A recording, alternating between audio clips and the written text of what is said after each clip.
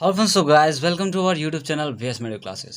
सो guys, first video हमारा complete हो चुका है स्किन ग्राफ्टिंग पर। अगर आपने वो नहीं देखा है अभी तक तो पहले उस वीडियो को देख लीजिए, फिर ये टॉपिक आपके लिए बिल्कुल हलवा हो जाएगा, मीन्स बहुत ज़्यादा ईजी हो जाएगा।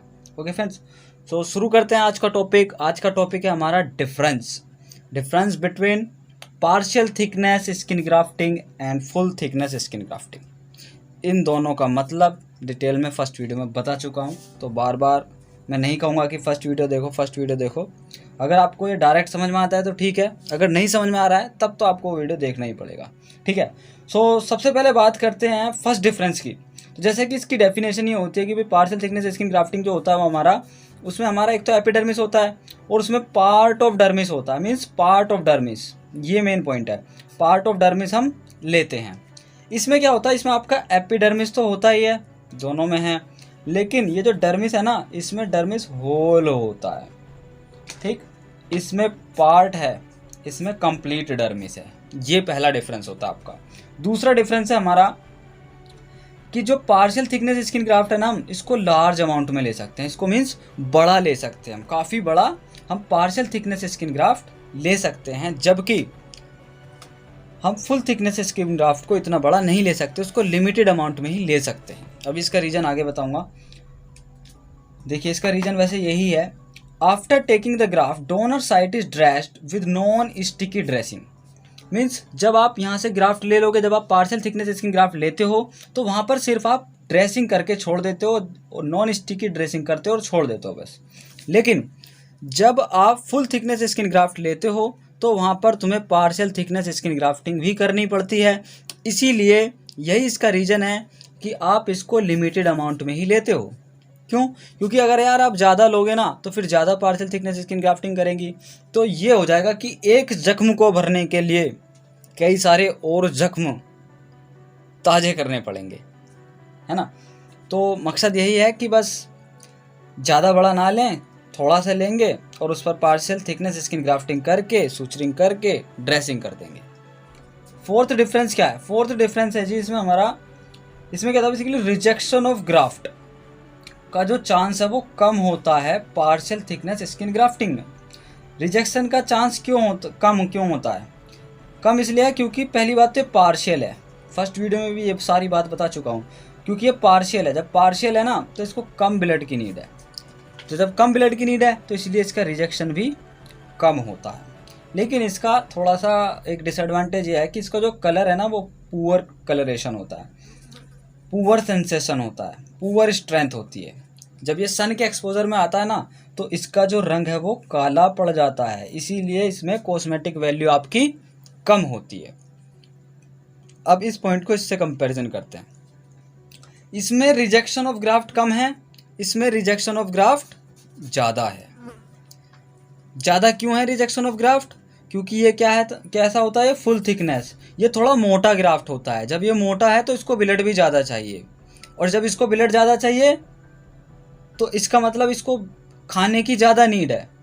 ये कम न्यूट्रिशन में भी सर्वाइव कर सकता है और इसको ज़्यादा न्यूट्रिशन चाहिए, तो वो साइट तो पहले ही बहुत ज़्यादा अफेक्टेड है, वो इतना सारा न्यूट्रिशन कैसे प्रोवाइड करेगी? मैक्सिमम केसेस में इसमें रिजेक्शन के चांसेस ज़्यादा होते हैं, इसीलिए क्योंकि इसमें बहुत ज़्यादा न्यूट्रिशन की ज़रूरत होती है रेसिपिएंट साइड से, ठीक है। और लेकिन इसका एक फ़ायदा है, इसमें ना बेटर कलरेशन होता है, बेटर सेंसेशन होता है और गुड स्ट्रेंथ होती है। तो अगर इसका एक फ़ायदा है तो इसके कुछ नुकसान हैं, अगर इसके कुछ नुकसान हैं तो इसके कुछ फ़ायदे हैं। तो इस तरीके से दोनों के प्रोज एंड कॉन्स होते हैं। तो एडवांटेज और डिसएडवांटेज करके भी अगर क्वेश्चन आए ना कि पार्शियल थिकनेस स्किन ग्राफ्टिंग का क्या एडवांटेज है और फुल थिकनेस स्किन ग्राफ्टिंग का क्या डिसएडवांटेज है, कुछ इस तरीके से अगर घुमा के देता है तो आप वो भी इसी कंसेप्ट से लिख सकते हो। तो ये हमारा डिफरेंस कंप्लीट हो गया। अब एक छोटा सा पॉइंट है, उसको समझ लेते हैं, rejection of graft. Guys, rejection of graft से मतलब ये है कि भाई आपने एक पर्टिकुलर जगह पर एक ग्राफ्ट लगाया, या आपने ग्राफ्ट लगाया, लेकिन ये ग्राफ्ट सर्वाइव नहीं करा, ये ग्राफ्ट सर्वाइव नहीं करा और इस ग्राफ्ट में क्या हो गया, एक तरीके से ये ग्राफ्ट डेथ हो गई, इसकी ग्राफ्ट ये ख़राब हो गया बिल्कुल, है ना, गैंग्रीन वगैरह हो गया, नेक्रोसिस हो गया, ये बिल्कुल बेकार हो गया। तो इस कंडीशन को कहते हैं हम बेसिकली रिजेक्शन ऑफ ग्राफ्ट। जब आपकी रेसिपिएंट साइट रिसीव्ड नहीं करती है ग्राफ्ट को, तो इस कंडीशन को कहते हैं रिजेक्शन ऑफ ग्राफ्ट। अब ऐसा किस किस कंडीशन में हो सकता है कि आपकी रेसिपिएंट साइट ग्राफ्ट को रिसीव नहीं करेगी। सपोज आपकी जो रेसिपिएंट साइट है, ये वाली जो रेसिपिएंट साइट है, इस पर इन्फेक्शन हुआ है, तो ग्राफ्ट नहीं रुकेगा, ग्राफ्ट सर्वाइव नहीं करेगा, क्योंकि वो साइट पहले ही इंजर्ड है। दूसरा, अनहेल्दी ग्रेनुलेशन, मीन्स वहाँ पर जो ग्रेनुलेशन टिश्यू है वो अनहेल्दी है। एक पॉइंट और है इसमें, कलेक्शन ऑफ ब्लड, जो ये आपने ऊपर से स्किन का ग्राफ्ट लगाया था, अब उसके नीचे आपका ब्लड भरने लगा, तो भी आपका स्किन ग्राफ्ट सर्वाइव नहीं करेगा। चलो ये सब तो ठीक है कि मान लिया ये भी नहीं है, ये भी नहीं है, ये भी नहीं है। अब उस सब के बाद हमने स्किन ग्राफ्टिंग करी, ये सपोज पार्ट है, इस पर हमने यहाँ पर स्किन ग्राफ्टिंग करी और सूचरिंग नहीं करी। सूचरिंग बहुत ही मान लीजिए हल्की सी करी या ठीक ठाक सूचरिंग भी करी। उसके बाद अगर कोई बंदा ज़्यादा इसको मूवमेंट करेगा, ज़्यादा हाथ को हिलाए झुलाएगा, या जिस पर्टिकुलर जगह पर ये ग्राफ्ट लगा हुआ है अगर उसको ज़्यादा हिलाएगा ना, तो ये ग्राफ्ट रिजेक्ट हो जाएगा, फिर उसकी बॉडी में से कहीं दूसरी जगह से ग्राफ्ट निकालना पड़ता है। ठीक है, तो इस तरीके से हमने 2 पॉइंट कवर किए कि भाई डिफरेंस, और हमने ये देखा कि रिजेक्शन ऑफ ग्राफ्ट क्या होता है, और इसी में हमने एक पॉइंट ये भी जान लिया कि किस ग्राफ्ट के क्या फ़ायदे हैं और किस ग्राफ्ट के क्या नुकसान हैं। तो अगर क्वेश्चन आता है तो आप उसको उसी हिसाब से कन्वर्ट करके इस नॉलेज को उस क्वेश्चन के हिसाब से डाल के लिखोगे। ठीक है ना, ऐसा नहीं है कि बिल्कुल जो यहाँ लिखा है जी इसी मैंने तो इसमें पढ़ा था तो इसी में लिखना है, ना, नॉलेज लेनी है, बेसिकली समझना है चीज़ों को कि ये कहाँ से हो रहा है बेसिकली। तो ये हमारा कंप्लीट हो गया। अब हम समझते हैं प्रोसीजर कि स्किन ग्राफ्टिंग होती कैसे, किस तरीके से स्किन ग्राफ्टिंग करती हैं। ये कोई डिफरेंस नहीं है, ये बीच में लाइन खींची हुई है सिर्फ डिवाइड करने के लिए कि एक पेज पे ही पूरा कंटेंट आ जाए, ये डिफरेंस नहीं है, it is a procedure of skin grafting. तो सबसे पहले समझते हैं कि स्किन ग्राफ्टिंग कैसे करते हैं। तो स्किन ग्राफ्टिंग करने के लिए हमें सबसे पहले डोनर साइट को चूज़ करना पड़ता है, और उस पर्टिकुलर जगह पर हमें लोकल एनेस्थीसिया देना पड़ता है, उसको सुन करना पड़ता है ताकि हम इजीली वहाँ से ग्राफ्ट ले सकें। उसके बाद हमें क्या करना पड़ता है, हमें डिसाइड किया हमने बेसिकली वहाँ पर ग्राफ्ट डिपेंडिंग, और उसको हम मार्क कर नहीं, decide to take graft depending on the depth of the wound need to cover. हमें ये देखना होता है कि हम किस तरीके का ग्राफ्ट लेंगे, हम पार्शियल थिकनेस ग्राफ्ट लेंगे या फिर फुल थिकनेस ग्राफ्ट लेंगे। ये सब चीज़ें किस बात पर डिपेंड करती हैं, ये सब चीज़ें इस बात पर डिपेंड करती हैं कि हम ग्राफ्ट कहाँ पर लगाने वाले हैं, वो रेसिपिएंट साइट कितनी बड़ी है, वो कितना बड़ा वुंड है। तो इस बात को देखते हुए हमें ये डिसाइड करना पड़ेगा कि हमें ग्राफ्ट कितना बड़ा लेना है। सीधा सा फंडा है, जितने बड़े ग्राफ्ट की ज़रूरत है उतना बड़ा ही लेना है। तो अब ये ज़रूरत कैसे पता लगेगी कितने बड़े की नीड है, तो उस वुंड को देख करके हमको पता लगेगा कि हाँ भाई हमें इतना बड़ा ग्राफ्ट लेना है। उसके बाद हम डोनर साइट डिसाइड कर लिया हमने, फिर डोनर साइट को हम क्लीन करते हैं, उसको साफ़ करते हैं। उसको साफ़ करने के बाद हम क्या करते हैं, उस पर्टिकुलर एरिया पर मार्कर से निशान लगा लेते हैं, मार्कर से उस पर स्किन पर निशान लगा लेते हैं। जैसे कि सपोज ये है आपका एक बॉडी पार्ट है, अब मुझे इसमें से ग्राफ्ट निकालना है, और मैंने चूज़ किया कि भाई हाँ मुझे यहाँ से इतना बड़ा ग्राफ्ट निकालना है, तो ये मैं मार्कर से इस तरीके से वहाँ पर क्या करूँगा, एक लाइनिंग ड्रॉ कर दूँगा स्किन पर।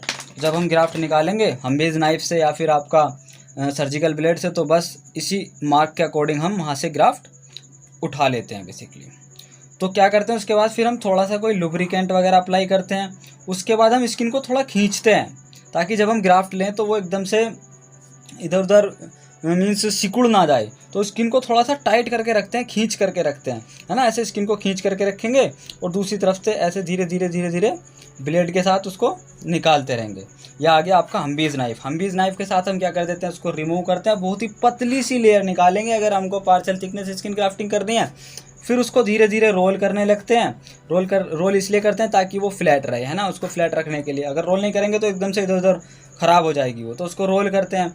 फिर उसके बाद हम क्या करते हैं, अभी तो हमने डोनर साइड से उठा लिया, अब हमको रेसिपिएंट साइड पर, रेसिपिएंट साइड का मतलब समझा दूँ मैं आपको अगर आप कंफ्यूज हो रहे हो तो। रेसिपिएंट साइड का मतलब है कि आप जिस जगह पर ग्राफ्ट लगाने वाले हो, है ना। डोनर साइड सपोज यहाँ से ग्राफ्ट उठाया तो ये हो गई डोनर साइड।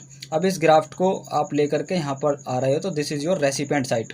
तो रेसिपिएंट साइट को अब हमको क्या करना है, क्लीन करना है। तो रेसिपिएंट साइट को हम क्लीन करते हैं, उसमें से डेड टिश्यू को, अनहेल्दी टिश्यू को वहाँ से काट के निकाल देते हैं। फिर हम क्या करते हैं, वहाँ पर स्किन ग्राफ्ट लगाते हैं जो पर्टिकुलर वुंड साइट है। अब ये देखो गाइस, वुंड भी हो सकता है, बर्न भी हो सकता है, किसी भी तरीके का ऐसा हिस्सा जहाँ पर स्किन लॉस हो चुका है, ये उस हिस्से की बात हो रही है। ठीक है। तो थ्योरी को कन्वर्ट करना सीखो। ज़रूरी नहीं है ये क्वेश्चन इसी वे में आएगा, क्वेश्चन इस वे में भी आ सकता है कि write down the procedure of skin grafting in 3rd degree burn. Means burn के केस में आप स्किन ग्राफ्टिंग कैसे करोगे। आप सोचोगे कि भाई हमने तो बस नॉर्मल स्किन ग्राफ्टिंग करा है, पढ़ा है, तो बर्न में क्या करेंगे। तो बर्न में भी तो यही सब प्रोसीजर है ना, बस फ़र्क सिर्फ इतना है कि वो एरिया का जो नाम है उन्होंने बर्न रख दिया। तो इस हिसाब से आपको क्वेश्चन अटैम्प्ट करना है। अब इसमें देखिए क्या करना है कि इस पर्टिकुलर पार्ट पर हमने लगा दिया, लगाने के बाद हम क्या करेंगे भाई, सूचर कर देंगे, उस पर्टिकुलर पार्ट पर टाँके लगा देंगे। उसके बाद क्या करते हैं, एक ऑइंटमेंट अप्लाई कर देते हैं, उसको कवर कर देते हैं गोज से, ड्रेसिंग वगैरह उसकी कर देते हैं, बैंडेजिंग कर देते हैं। उसके साथ साथ हम कुछ ओरल एंटीबायोटिक्स वगैरह मेडिसिन देते हैं ताकि वहाँ पर इन्फेक्शन वगैरह ना बने, क्योंकि हमारी बॉडी उसको अभी स्टार्टिंग में तो एज अ फॉरेन सब्सटेंस ही यूज़ करती है, तो हो सकता है वहाँ इन्फ्लामेशन वगैरह हो सकता है। और बाकी उसको इंस्ट्रक्ट करते हैं कि आप अच्छी डाइट लें, क्योंकि उस समय एपिथेलाइजेशन का प्रोसेस चलेगा, तो पेशेंट का हेल्दी होना बहुत ज़्यादा ज़रूरी है, वरना आपका जो ग्राफ्ट है वो रिजेक्ट हो सकता है ना। तो उसको इन्फेक्शन से बचाएंगे, उससे बोलेंगे कि आप विग्रस मूवमेंट ना करें। तो इस तरीके से हमारा स्किन ग्राफ्टिंग कंप्लीट हुआ। और गाइज एक रिक्वेस्ट है आपसे कि आप ना मुझे कमेंट सेक्शन में टॉपिक के नाम लिख के दो, मुझे बताओ कि आपको किस टॉपिक पर नीड है। इससे मेरे लिए थोड़ी सी आसानी हो जाती है कि हाँ भाई मैं इस टॉपिक पे वीडियो बनाऊँ। तो आप भी थोड़ा सा सपोर्ट करो यार, उसमें बताओ कि हाँ भाई इस टॉपिक पे नीड है। मैं ये नहीं कह रहा कि आपको एकदम ही वीडियो मिल जाएगा, लेकिन अगर आप डालोगे, अगर पॉसिबल हुआ मेरे लिए कि हाँ मैं बना सकता हूँ, तो मैं किसी भी तरीके से कोशिश करूँगा जल्दी से बनाने की, है ना। क्योंकि यार मैं भी तो तभी कर पाऊँगा ना चीज़ें जब सामने से एक रेस्पॉन्स आएगा कि हाँ भाई मुझे लगेगा कि भाई एक्चुअल में नीड है इस टॉपिक की। अब मुझे कैसे पता कि भाई आपको किस टॉपिक की नीड है। तो थोड़ा सा कमेंट में रेस्पॉन्स दिया करो, बताया करो कि हाँ भाई इस टॉपिक की नीड है। आप कमेंट में डाल दीजिए नाम किसी भी टॉपिक का जिस पर आपको नीड है। अगर पॉसिबल हो पाया, जितनी जल्दी हो पाएगा मैं उतनी जल्दी वीडियो डालने की कोशिश करूँगा गाइस। ओके फ्रेंड्स, तो गाइस आज की वीडियो में सिर्फ इतना ही। मिलते हैं किसी नेक्स्ट वीडियो में, तब तक के लिए bye bye, take care, all the best.